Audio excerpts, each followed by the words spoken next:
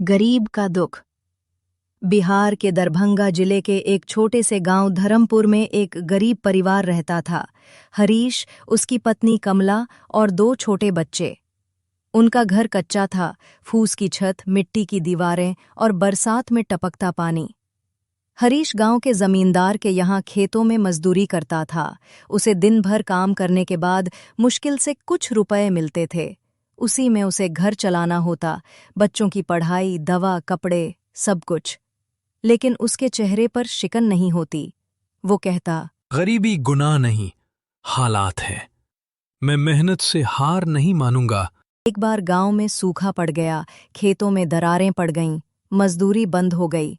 हरीश के घर चूल्हा ठंडा पड़ गया। 3 दिन तक उसके बच्चे भूखे रहे। छोटे बेटे रोहित ने माँ से पूछा, माँ, आज भी कुछ नहीं मिलेगा क्या? कमला ने गले से लगा लिया। उसी रात हरीश घंटों रोता रहा। उसने भगवान से कहा, तूने तो सबको दिया है, बस हमें क्यों भूल गया? अगले दिन हरीश गांव के एक अमीर व्यापारी के घर गया और मदद मांगी।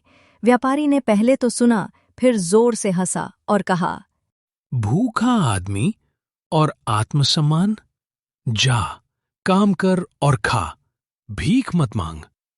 हरीश की आंखों में आंसू थे, लेकिन उसने कुछ नहीं कहा। उसका आत्मसम्मान बहुत गहरा था। वो चुपचाप घर लौटा, लेकिन उस रात उसने फैसला कर लिया, अब मैं खुद का मालिक बनूंगा, चाहे जो हो जाए। हरीश ने गांव के बाहर एक खाली पड़ी जमीन देखी। वहां गड्ढे थे, झाड़ियां थीं, कोई उसका उपयोग नहीं करता था।